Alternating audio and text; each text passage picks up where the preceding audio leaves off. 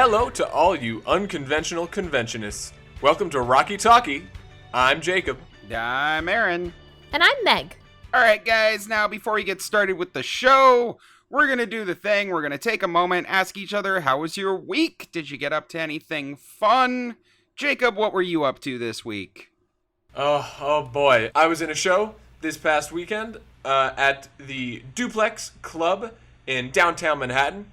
The show was, of course, a Rocky Horror show with live vocals, produced by who is known to some as Meg Beaverhausen and to others as Meg Fierro, and Aaron Tidwell and Will Remmers. It was a great show. Had a blast. Was there with a lot of my Rocky friends. And I've been playing this game called Muck. It's a gag. I enjoy it. You should download it. It's free. Aaron, Meg, how were y'all's weeks? Pretty good here, pretty good. Obviously a lot of scrambling for that show that we had. I guess it's technically not Rocky. I've been picking up costume pieces for auditioning for RKO Con. Just got a couple of those in the mail. About ready to get out my sewing machine and go to town on some of those. I got pants that need hemmed. I got lots of stuff to do there. And getting all of my pieces in order for RKO Pride coming up. We're going to be, Meg and I, along with a couple other people, are going to be up at RKO for their Pride Parade and the big show that they're doing up there. Super excited for that next week. And yeah, that's what I've been up to. Sweetie, how about you? What have I done? Well, just this past week, we got to hang out with one of our old friends that we haven't seen in a long time. Madman Mike came to Manhattan to hang out with us. We got to have dinner with him and our friend Phil, who's been on the show. Hi, Phil.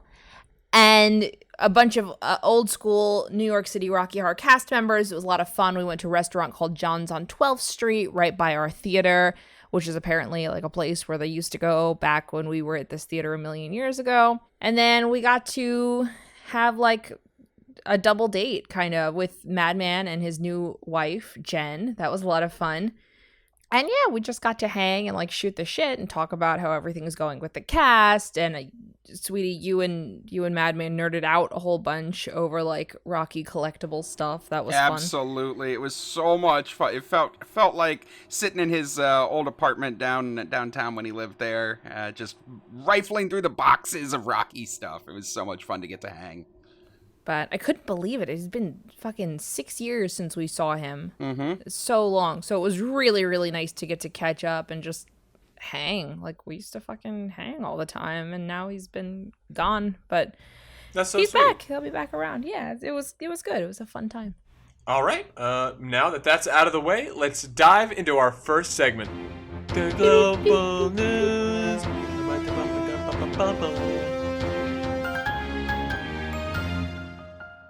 First up, in Global News, I've got a update, that's a fun update for you oldsters out there, on the whereabouts of my bear.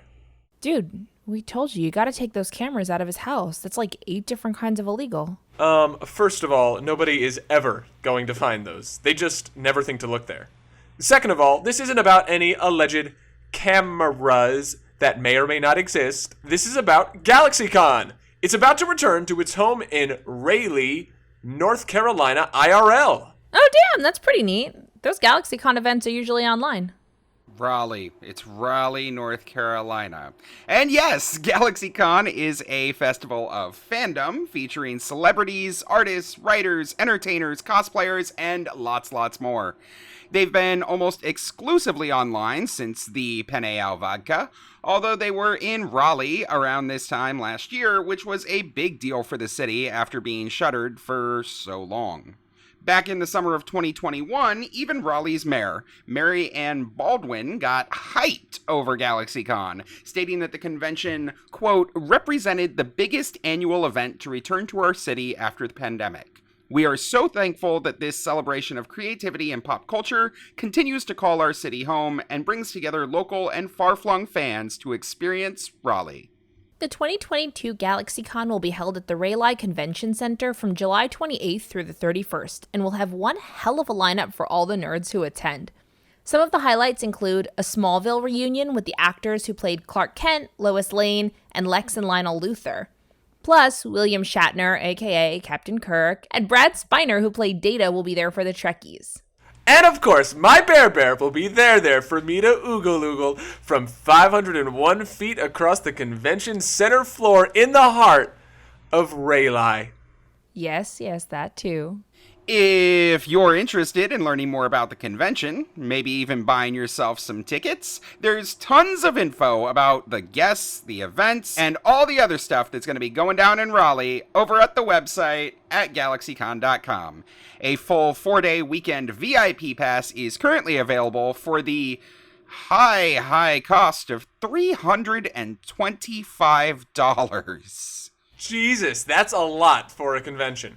Oh yeah, but in the best Disney fashion, it comes with a fast pass, which I assume means you get to cut the lines and shit. Plus you get like a swag bag and admission to all the con parties. So I mean, that sounds like a good time. It's still a lot. Yeah, but I mean, the non-VIP 4-day passes for one of you broke-ass plebes out there is significantly more reasonable. $125. Does that make you feel better? I mean, kind of. But our con is 5 days, and I heard a rumor that someone might be throwing a naked alien foam party in my hotel room. Does this con have a naked alien foam party? I don't think so. There are also 1-day passes available, ranging from $30 to $60. Is the $30 ticket the one for Thursday? Yeah. That's at least a regular price, but it's still kind of a lot. I don't know, man. I can watch Bear in the comfort of my own hidey hole at the back of my mom's linen closet for free. What? What? Huh? Who? Batman.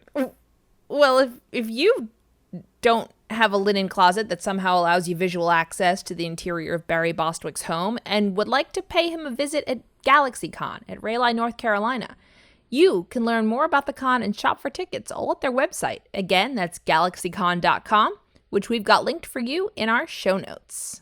Raleigh. Right. It's all fun and games here, Aaron. Oh, it's Raleigh. Haha. But if we don't want to offend anyone, it is Rayleigh, and we respect the citizens of North Canada 100%. Next up in global news, get your wallets out, gentlemen, because we've got some brand new officially licensed Rocky merch for you, and this time it's from a brand called Cavity Colors.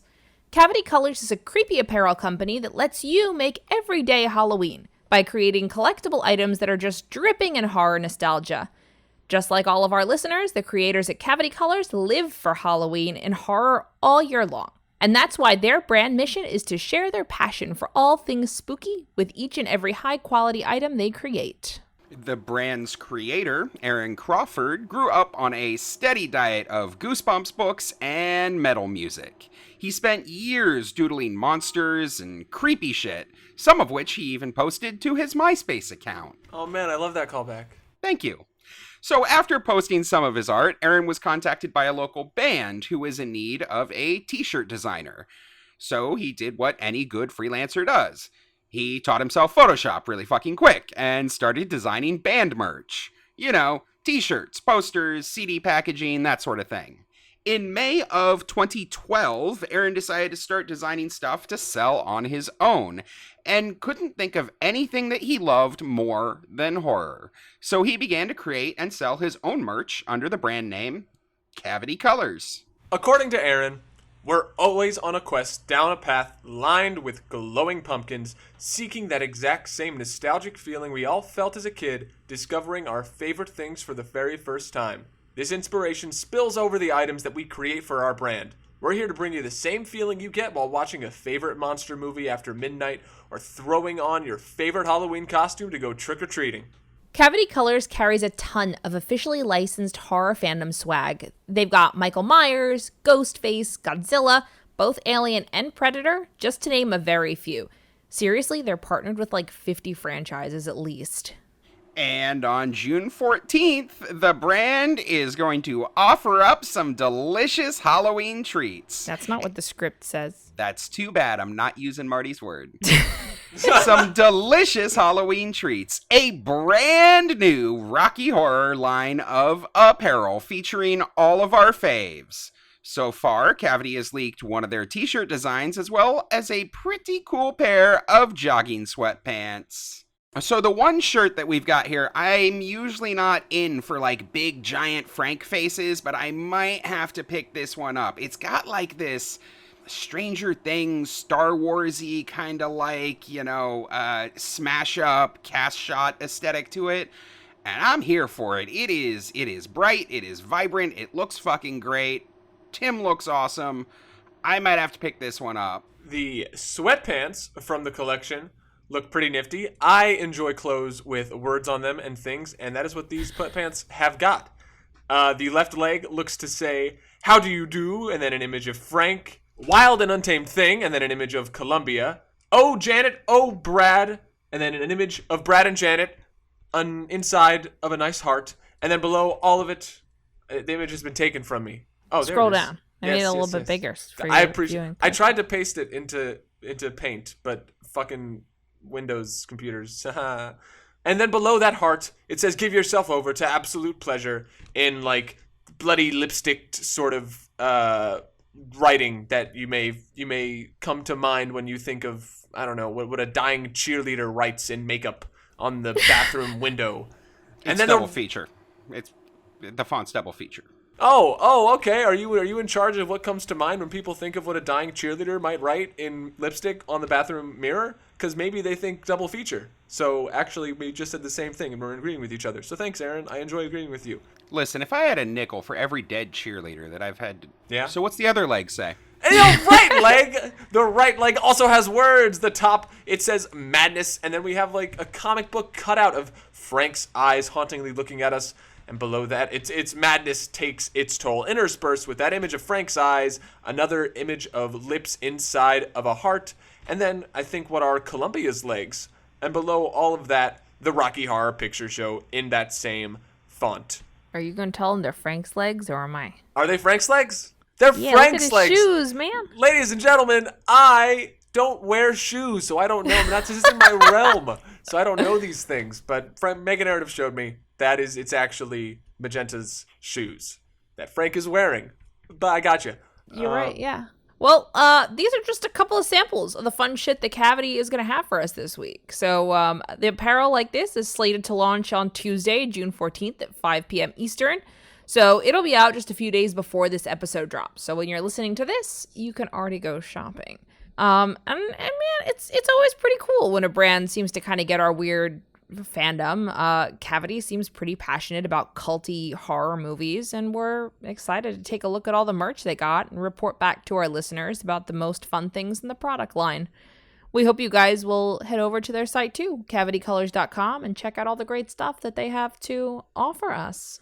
I think with any piece of clothing, it's hard to tell just online through an image what it's going to look like and how I'm going to like it, but this stuff looks promising, and I'm looking forward to perhaps buying those pants. I don't know, they were sweatpants, so I'm not super certain, but maybe that shirt. So yeah. Yeah, I like the art style on these sweatpants. It's kind of like a Lichtenstein pop art kind of thing, but without the little dots, Like, it's got that like half-tony kind of color thing going on with it. It's pretty neat. I feel like they're kind of, the images are like awkwardly placed on the front of like the pant legs. But I also think that like awkward bright colors are very in right now, so I could see them doing very well. Is that too spicy of a take? There's some joke there about not wanting to dilute the color. Yeah.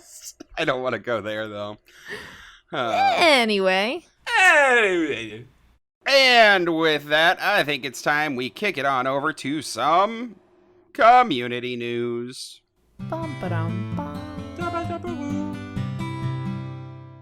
First up in community news, we've got a fun announcement about a historic Rocky theater that's getting a brand new makeover.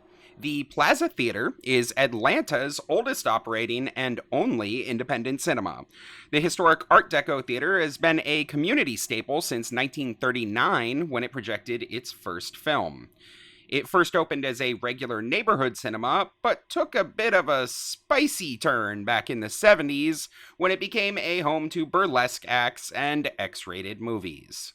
This lasted until the early 80s when it was totally renovated into a 1,000-seat space and the balcony was turned into a second whole auditorium.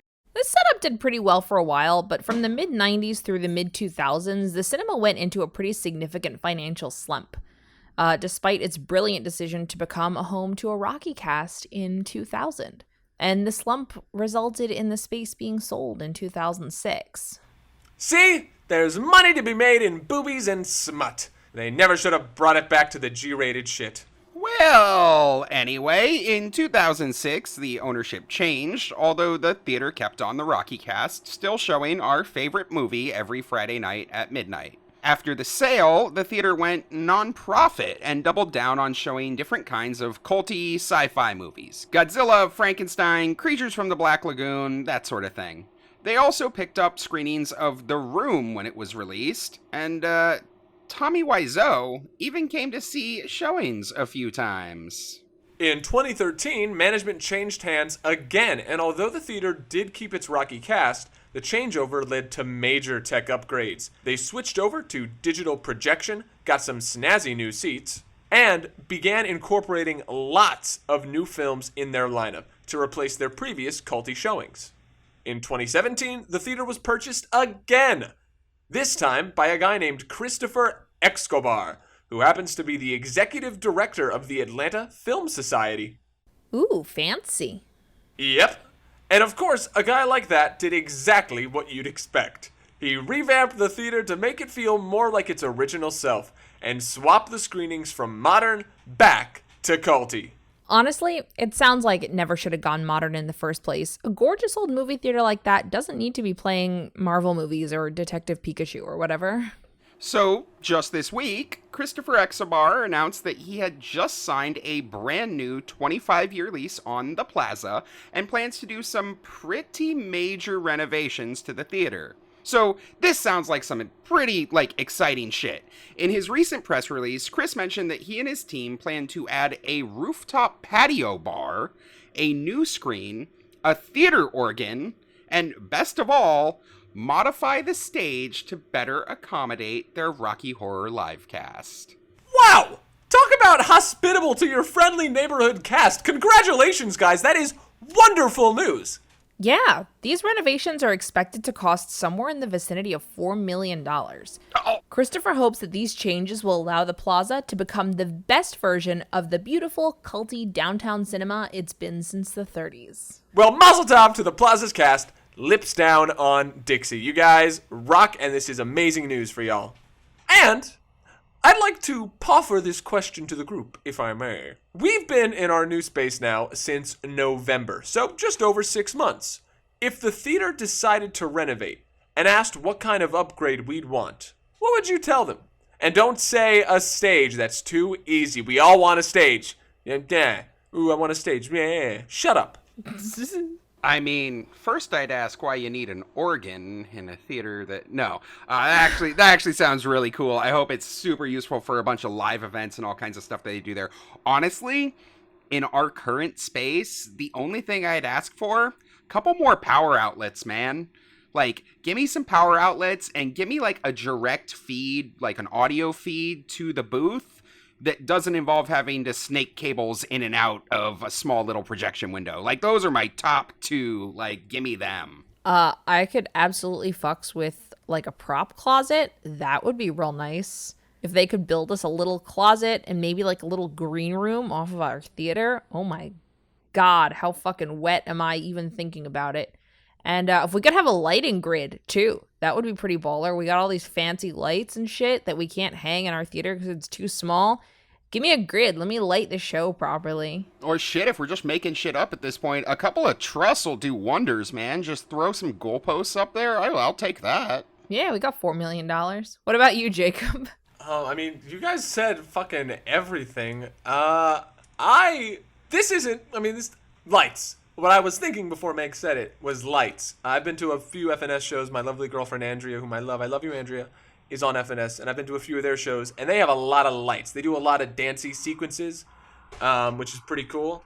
And the stage is always like a 70s club, like you imagine, with a disco ball going. So I think that would be pretty cool. If you guys would like to read more about the Plaza and its impending facelift, you can check out all the deets in our show notes. And with that, you guys feeling a little snacky?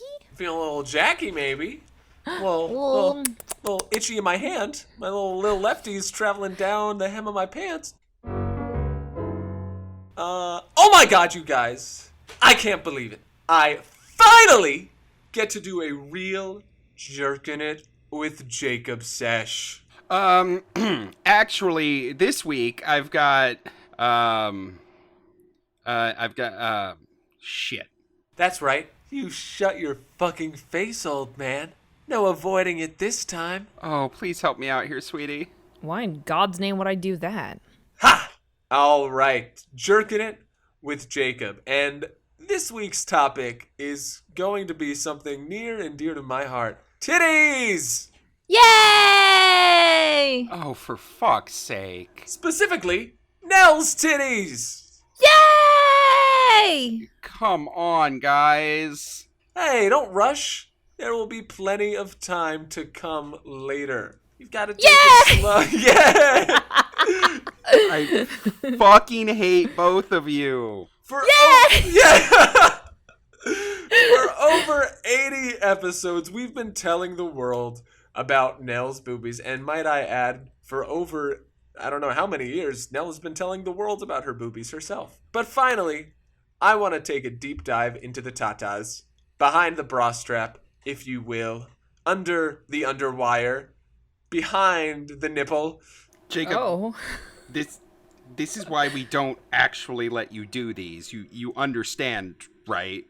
It's my segment, and I want the story all about the girls. The twins, man. Tell me about the twins. It's my money and I want it now. Yeah! Well, Laura Campbell was born in Sydney, Australia in 1953, the daughter of a prominent newspaper columnist for the Sydney Telegraph. She was given the nickname Little Nell after the Charles Dickens character in the Old Curiosity Shop. Boring. You went too far back. Fast forward. Get to the good part, the part with the boobs. So Nell and her family moved to London in the early 1970s. She worked at a small boutique stall in London's Kensington Market, next door to another shop run by the then unknown Freddie Mercury. She was also busking, plying her trade outside the theater where Jesus Christ Superstar was playing. That's where Jim Sharman saw her. See, you say words like plying her trade, but I know that just means lap dancing. You're really working me up here, Aaron. What are you doing? That mouth, man. Yeah, ply my trade, Daddy. Ply my trade all over, baby. Tap dancing with a T, tap dancing. Yeah, tap dancing all over my crotch. I know it. So Nell and Jim Sharman had met before when she was still in Sydney. Jim and Nell got to talking, and Nell told him that she had yet another job. Damn, girl was hustling.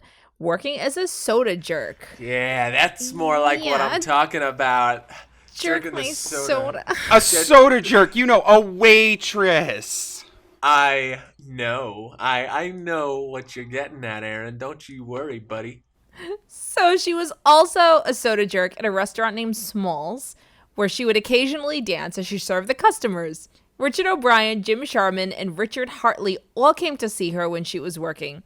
And, well, that's how she got the part of Columbia, which Jim told Richard he had to write, including incorporating her tap dance into the Time Warp routine. I'm sorry. She was working as a soda jerk at a restaurant called Smalls. And you're telling me, Aaron, that not one bit of that is about boobies. Come on. I'm sorry. It's just right there. But whatever. Let's move on with the show, I guess. If you want to deny the truth, that at least involves bouncing. We're getting closer, but I feel like you're not here with me for this journey. I want more XXX and less PhD. If you're not going to play, I don't even know why we do this every week. Okay, fine. So Rocky opens in 1973, and the reviews immediately recognize it as the sexiest show in town.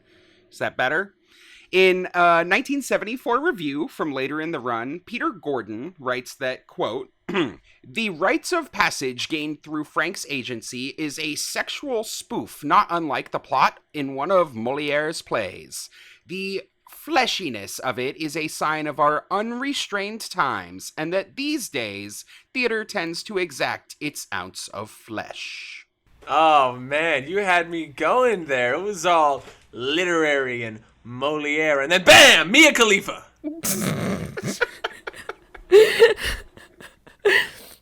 Yeah, so much so that Richard O'Brien had to, on a number of occasions, point out that Rocky was not a sex show. It was naughty, sexy, and rude, sure, though I can see why many reviewers may have had it confused. In its earliest renditions, Rocky Horror was more than a little unshamed of a bit of nudity. I'm just imagining Richard, like, in a bar with maybe some buddies who came to see the show and, like, pleading for his life. Like, guys, no, I know there's a lot of titties. I know you can see boobies and there's crotch and there's penis. Yes, but it's not about the sex. God! That's hilarious. This is real theater, you guys. God, seriously. Oh. Now we're talking! You often forget it, right? Given the mainstream musical glitz that plays on stage these days. But when it was just a tacky little rock show playing at the theater upstairs, you were just as likely to have Tim Curry's crotch in your face as Little Nell's boobs.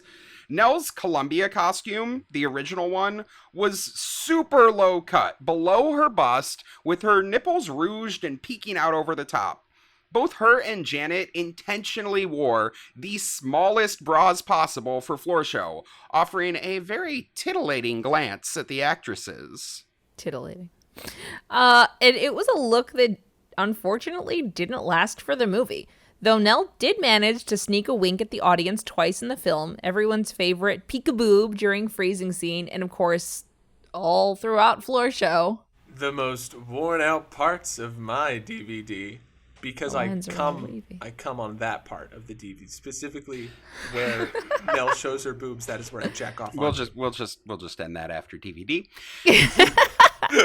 So it's little wonder that as Rocky found its audience, first as a stage show, that Nell and Columbia became kind of a de facto sex symbol within the piece. And meanwhile, Nell was building up a resume that would just cement her image as the electric life of the party. In 74 and 75, she appeared in the film Barry Mackenzie Holds His Own and Ken Russell's Listomania. And in October of 75, Nell appeared with Richard O'Brien in the stage show, and they used to star in movies at the Soho Theatre in London. She plays Minnie Mouse in that one. Aw. Yeah. Really? That's cute. Does she show her boobies? It's not a cute Minnie Mouse. Disney would have not been happy. Oh. So also in 1974, Nell was recruited as a guest vocalist on the single titled Tough Little Surfer Boy by a UK band called Truth and Beauty. This was produced by the same Rich T-Boy Productions that was formed with Richard O'Brien. We talked about that a ton back in episode 60, where we were talking about the stage show soundtrack. Truth and Beauty, this band only did one single, and it was comprised of actors Jonathan Kramer and Perry Bedden. Kramer, who was, according to Richard O'Brien, the first choice to play Frankenfurter in the stage show before Tim Curry had even auditioned, and Perry Bedden, who appeared as a Transylvanian in the film. He was in Shock Treatment, and he would go on to be like one of the longest running riffraffs in the stage show's history, only surpassed, as far as I know, by Christian Lovercombe just a while back. So, yeah. Normally, I'd get all uppity that you haven't mentioned any Hooters for like 3 minutes. But I know you're a sneaky one, Aaron. I know you got a little something under the hood. You're about to pull one of your little magic tricks, you know. I'm focusing on the Nell and the stories in the theater, and then whoops, out of your sleeve, there's some boobies. So I'll have some patience. Don't worry, it's okay. And I know what comes next. It's 1975. We're doing the swim. Yeah. Nell signed on to A&M Records. They distributed albums from Ode Records, the same label that carried the movie soundtrack. The first featuring Stilettos and Lipstick and Do the Swim, which were both co-written with Richard Hartley and Brian Thompson of Rocky Horror fame, with Hartley producing the album. And in November of 1975, Nell appeared on British television's The London Weekend Show. She sang Stilettos and Lipstick, and during the closing credits performed Do the Swim. And we got, oh yes, we got more boobies. so many more. So in an interview with ripitup.com.au, Nell had this to say. She says, "Who would have thought that 40 years later, we'd still be talking about that too? That bathing suit that didn't fit properly. That blooper became a little cult itself. I look at that show now, and it's so charming, and I look like such a trooper." She is a trooper. In 2008, Nell appeared on ABC Australia's Spicks and Specs, a music-themed television quiz show where the famous Do the Swim performance came up again. She clarified the story even more, saying that at the last minute, she had borrowed a friend's bathing suit that was strapless and it kept falling down. I'm sure that's what happened now. I believe you 100%. The host recalled that the clip had subsequently been shown on many of the television blooper shows from the 70s and 80s. In 1977, it was shown uncensored on the BBC blooper show It'll Be All Right on the Night, and it even appeared in the US on Bloopers and Practical Jokes with Dick Clark. Holy crap, dude, I'm impressed. Listen, you think I didn't come prepared for boobies? I know a lot about them naughty pillows, alright? Never mind. So as Rocky the movie began to blow up in the US at the start of 1976, there was plenty of Nell out there. Yeah. But yeah, she appeared in A Streetcar Named Desire, censored scenes from King Kong, and a one-woman show Stoop in the late 70s. She also continued acting in films Sebastine and Summer of Secrets in 1976, Journey Among Women and Rock Follies of 77, and Jubilee in 78, which we talked about on our last episode, right?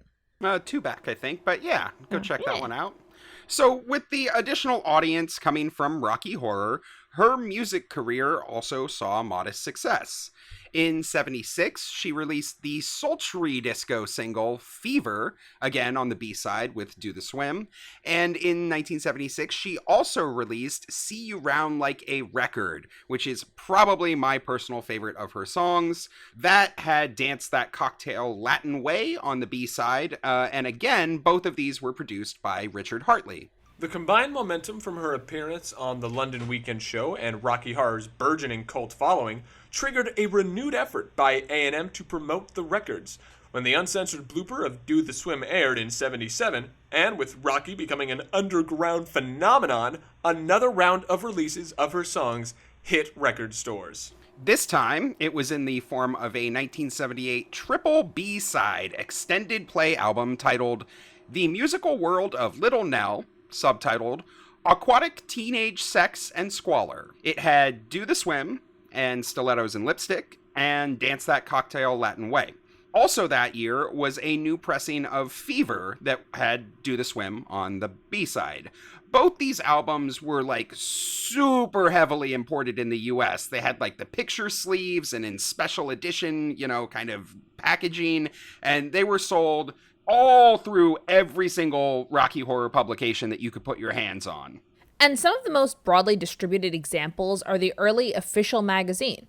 That's the yellow one with Tim and Richard on the cover, and the Official Poster magazine. The blue one with the throne scene on the cover both feature interviews with Nell. Both were put out in 1979. In the second, Adam Sargis tells a story of Richard, Sue Blaine, and Nell at Florida's second annual Rocky Horror Anniversary celebration, commemorating 104 weeks of sellout shows at the Broke Cinema. I don't think I've ever heard of this. It was held at a roller skating rink, with Adam taking the trio swimming earlier in the day. And then while he and Richard were listening to the demo tapes Richard had brought along of his new musical, TZ, and his work-in-progress songs from Shock Treatment, Sue Blaine futzed with Riff's floor show shoot that was meant to be given away that evening to the costume contest winner. Meanwhile, Nell was busy rolling joints, some mixed with tobacco so she wouldn't have to bother later. After a flurry of fans at the roller skating rink, the stars watched the local cast put on a fantastic floor show. Though Adam did recall seeing Richard O'Brien being led away in the middle of the performance to the ladies' room, which... Ooh.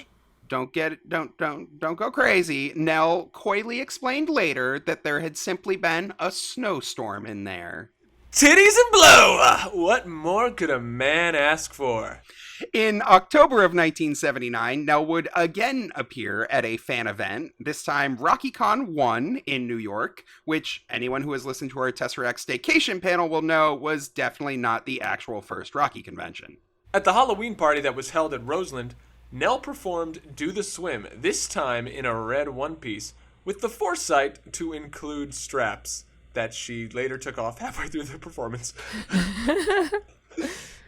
This time with the foresight to include straps. Though they didn't make much difference because later that night she tapped along to Time Warp. So I made a joke. I don't know if we're going to include it in the recording. I made a joke, not knowing how this paragraph ended. I made a joke about her using the straps but then taking them off because of course she's going to show her titties. And then what do I find out later in that same paragraph? That literally is what happened. Yes, she took off the straps to show her titties later in the night. So fucking hilarious stuff, guys. God damn. Though they didn't make much difference, because later that night she tapped along to Time Warp and somehow managed to fall out despite the straps. I don't know if I should be impressed or concerned, Jacob. Listen, just so you all don't think I'm a creep just when it comes to boobies. In that 2008 interview on that esteemed show Spicks and Specs, where Nell talks about her Do the Swim gaffe, the host wasn't able to show the actual clip. So instead, he has one of the other guests recreate her performance. And the guy strips down to a leopard one-piece bathing suit. He climbs up on the desks and proceeds to repeatedly fall out of the swimsuit top. But before finishing the bit, he has a different kind of swimsuit malfunction, causing the censor to have to black bar his junk as it falls out the bottom of his swimsuit. The old Adam Jenkins. Concerned it is. So, Nell would go on to release one final record in 1980 titled Beauty Queen. It was the theme to the documentary Alternative Miss World that cataloged the 1978 beauty pageant of the same name. It featured both male and female contestants dressed in outrageous, erotic, and crazy outfits. The drag superstar Divine has a small cameo, but as a whole, the film just kind of drags, pardon the pun. And of course, there's Shocky, where she played Nurse Ansalong. But I think we'll have to call it here. This has all been in good fun. We love you, Nell. And I hope that this whirlwind through Nell's career right after Rocky gives all of you listeners out there a deeper understanding of the amazing disco ball beauty that the community embraced as our zany and wonderful Columbia, Little Nell. But of course, this is far from the end of Nell's career, as we all know. We've talked about this in prior episodes. After all of this transpires, she goes on to open her nightclub in Manhattan during the 90s. And she's fucking hella active in our community. She does all kinds of stuff on social media. Where she's got a Cameo account, she's got an Instagram account that she's really, really involved in. She comes to all of the conventions. She really loves interacting with the fans. And she's around. She's around if you want to chat with her, if you want to fucking hit her up, slide into her DMs, pay her $25 to make a cameo for you. Like, she's here for that. She probably show you her boobies to this day with a smile on her face. Yeah, and I don't know if Nell is in on the loop on this one, but I am also creating an OnlyFans, right? Pieced together from, the different gaffes and booby showings of Nell has had over the years. So that is something to look forward to, too. I'm sure that'll get into her sphere and she'll add content there also. So that's something, yeah. You guys can collab on that. Absolutely. Don't worry. I'm on it. That is absolutely not going to happen. Our lawyers tell us to clarify that real quick. But there you go. All you guys can stop writing in and asking us where to find the videos of Nell's boobs. Nobody does that. Except I'm pretty sure Jacob from an alt account, because it's all from the same email address that keeps sending updates on Barry Bostwick's favorite beer. Anyway, they're linked in the show notes. Nell's boobs, that is. We all know that my Uncle Bear drinks Foster's. It's Australian for beer.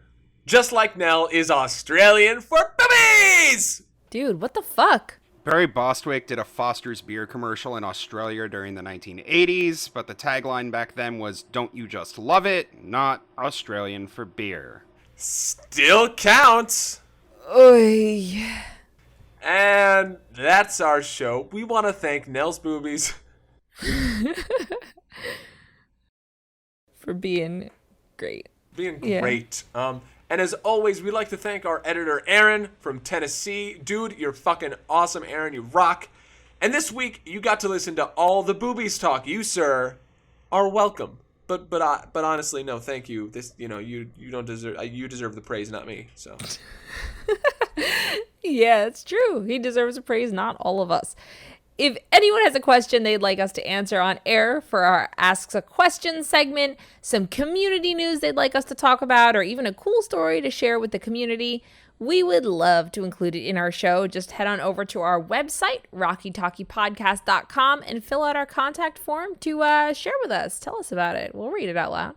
If you're enjoying Rocky Talkie, you know what to do. Help us out by rating, reviewing, and subscribing to the show. It makes the podcast more accessible to new listeners, and that helps us to grow the show. And if you want even more Rocky Talkie content, check us out on Facebook, YouTube, Instagram, and TikTok, all at Rocky Talkie Podcast.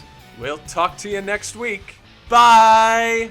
Bye. Bye-bye. Jacob, you were never doing jacking it ever again. He's gonna go jack it right now.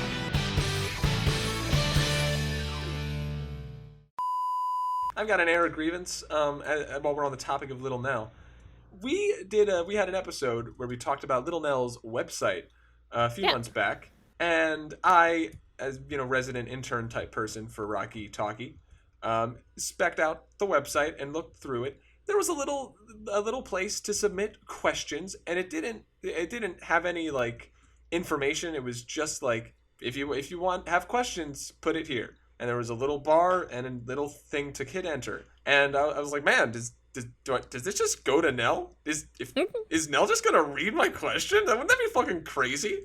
So I put something in, and I was literally just like, hey, is this Nell?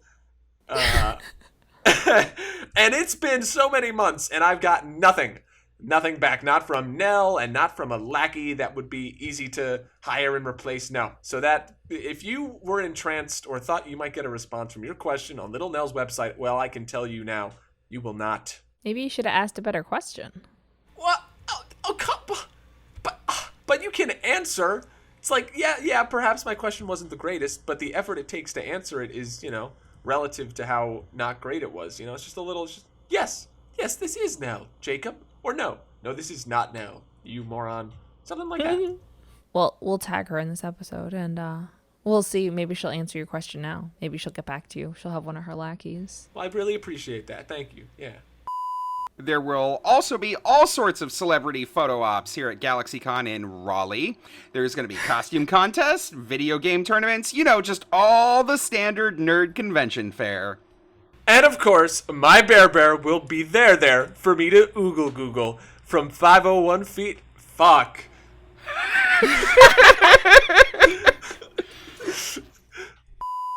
Well, mazel tov to the Plaza's cast. Lips down on Dixie, I believe. Oh, I thought that was like a saying, putting it all on red. But now that's the name of the cast. Well, mazel tov. Sure it's also a saying? No, right, no cool. I'm pretty sure. Lips down on Dixie! To the 9. If you guys would like to read more about the Plaza and its impending fleet, fucking shit, my fucking lips don't match what I want to say. Dude, what the fuck? Barry Bostwick did a Foster's beer commercial in Australia during the 1980s, but the tagline back then was, "Don't you just love it? Not Australian for beer." Oh. Yeah. Is the tagline now Australian for beer? Yeah. Foster's Australian for beer.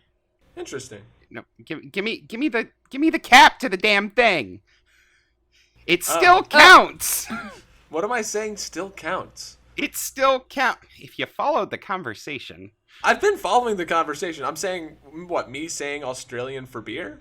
Yeah, because you had a funny line. It's Australian for beer, just like Nell's Australian for boobies. And okay. It wasn't the tagline back then. Still counts.